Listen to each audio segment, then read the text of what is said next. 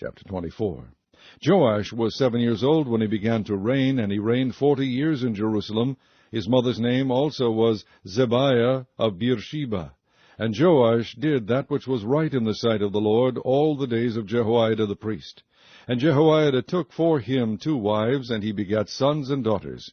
And it came to pass after this, that Joash was minded to repair the house of the Lord. And he gathered together the priests and the Levites, and said to them, Go out unto the cities of Judah, and gather of all Israel money to repair the house of your God from year to year, and see that ye hasten the matter. Howbeit the Levites hastened it not. And the king called for Jehoiada the chief, and said unto him, Why hast thou not required of the Levites to bring in out of Judah and out of Jerusalem the collection according to the commandment of Moses the servant of the Lord, and of the congregation of Israel, for the tabernacle of witness? For the sons of Athaliah, that wicked woman, had broken up the house of God, and also all the dedicated things of the house of the Lord did they bestow upon Baalim. And at the king's commandment they made a chest, and set it without at the gate of the house of the Lord. And they made a proclamation through Judah and Jerusalem to bring in to the Lord the collection that Moses the servant of God laid upon Israel in the wilderness. And all the princes and all the people rejoiced, and brought in and cast into the chest, until they had made an end. Now it came to pass that at what time the chest was brought unto the king's office by the hand of the Levites, and when they saw that there was much money, the king's scribe and the high priest officer came and emptied the chest, and took it, and carried it to his place again. Thus they did day by day, and gathered money in abundance. And the king and Jehoiada gave it to such as did the work of the service of the house of the Lord, and hired masons and carpenters to repair the house of the Lord, and also such as wrought iron and brass to mend the house of the Lord.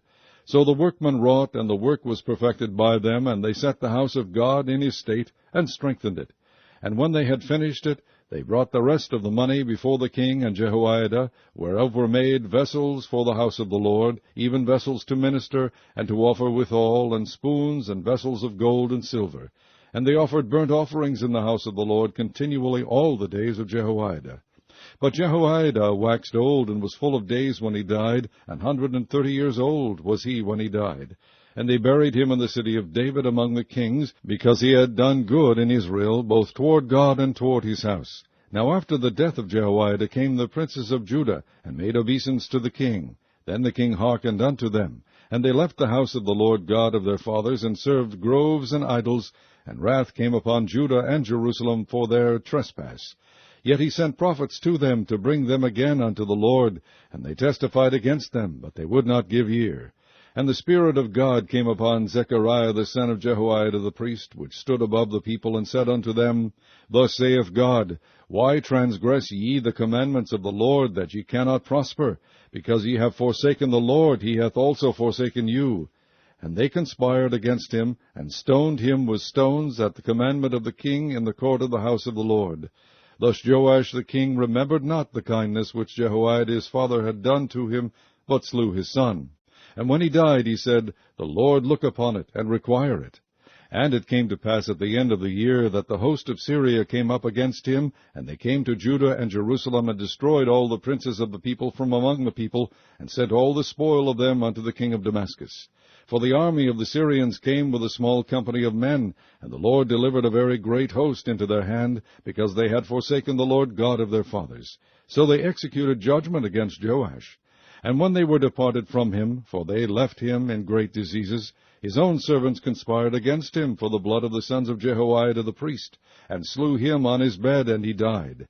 And they buried him in the city of David, but they buried him not in the sepulchres of the kings. And these are they that conspired against him, Zabad the son of Shimeath, an Ammonitis, and Jehozabad the son of Shimrith, a Moabitess. Now concerning his sons, and the greatness of the burdens laid upon him, and the repairing of the house of God, behold, they are written in the story of the book of the kings. And Amaziah his son reigned in his stead.